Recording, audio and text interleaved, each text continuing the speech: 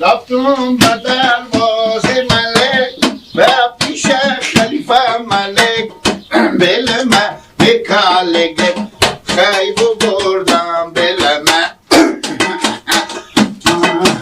رفتم به دم پاسار و پیش کاکان سار استاندم یک دن سوار خیب بردم بلمه طلا بوده از پول شرقما بوده تیر است وجل میخوری مادر عباس پنجه بر نرمنا باشو رفتم به دم شیدهی به پیش ببودهی میخوردن بله کدومکی؟ منو کدی